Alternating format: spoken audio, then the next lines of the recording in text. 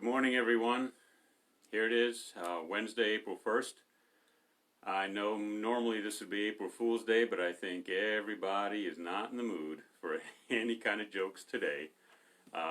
It seems like the world has done a big one on us already. I just wanted to give you a good word from the Lord today and some update about things that are going on here at the church.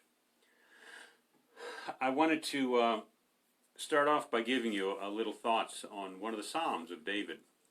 If you have time, and we all seem to have more time these days, spend some time reading the Psalms, because in the Psalms you find all the different emotions of joy and hope and fear and anger and happiness, all the different feelings. And what comes to mind today is Psalm 13. I don't think the number has anything to do with being lucky or unlucky, but Psalm 13 is from King David. And Psalm 13 is, we don't know what exactly was happening in David's life, but I'll get to the shirt in a minute, but thanks for noticing.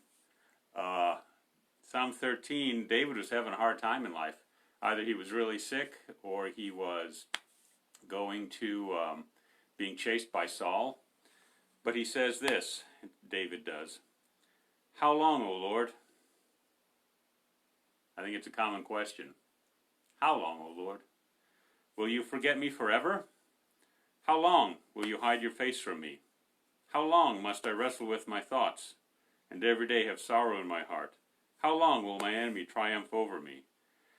That how long really speaks to the frustration that David felt, and maybe a little bit of the fear he felt at the time. It's common for all of us. How long, Lord? I need to get on with my life, Lord. I need to do things, Lord. I lost my job, Lord, or my friends are losing their jobs. Lord, how long? What, Lord? What's going on here? All there in Psalm 13. He goes on to say, "Look on me and answer, O Lord my God. Give light to my eyes, or I will sleep in death. My enemy will say, I have overcome him, and my foes will rejoice when I fail." So David is looking at the worst case and thinking, Lord, if you don't help me, I'm going to die. Which in David's case was a literal possibility, because if Saul would have caught him, it would have been the end of David. Or if he succumbed to that illness, it would have been the end of him. But the last two verses really bring it home. "But I trust in your unfailing love." Okay, that's what we trust in. The unfailing love of God. The unfailing love that never stops. "My heart rejoices in your salvation. I will sing to the Lord, for he has been good to me." While we are sort of in this enforced quarantine or this self-secluding, as long as we're drawing back, we can give in to the frustrations of saying how long, or we can look at how has the Lord been good to me. I've been hearing a lot of stories about people enjoying cooking, enjoying spending time with family, enjoying reading and talking, and especially catching up on their sleep, which seems we as a culture are so deprived in that area.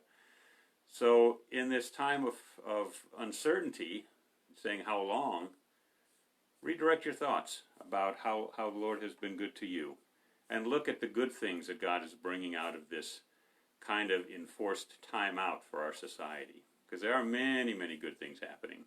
Just look for them. I got my shirt on today because this Sunday is Palm Sunday. And so I have my Palm shirt on. Now, we're not going to be able to gather as a group and celebrate, but we can still celebrate. An idea I came across I think is very good and very doable is put a branch on your door. We can't celebrate as a church, but we can celebrate as individuals. So put a palm branch on your front door this Sunday. It is a signal that, yes, I'm celebrating, and I remember Jesus coming in victory, as he always does. Jesus coming in victory. Now, I got this out of my front yard because I happen to have one. Here in Arizona, we're fortunate to have palm trees and things like that. Maybe get one from your neighbor. But if you don't have a palm tree in your front yard, go ahead and use any kind of branch. Use something off your lemon tree or your orange tree or your mesquite tree. Because parts of the Bible, the Gospels, some of them just say they cut branches and put them down there. if you don't have a branch, if you don't have a tree, if you don't want to cut your tree, then get some green construction paper and draw out a palm leaf. I'm sure you can find lots of outlines on the internet if you really want to that. If nothing else, a piece of blank paper and draw a palm leaf on there and just color them. Just go ahead and color them. It's one way we can celebrate. It's one way we can acknowledge that Palm Sunday is with us. So find a branch, put it on your front door as a signal to yourself and to the community that we're still celebrating, even though we're not gathering as a church. I also want to say thanks to everybody who has been sending in their offerings.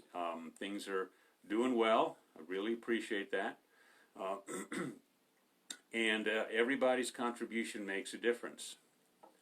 Paul Nunn contributed a laptop from his work, and it was several months ago he donated it for our men's ministry, but we're making use of it now since more and more people are doing things online. So we're very happy and pleased. When everybody makes a contribution, great things happen.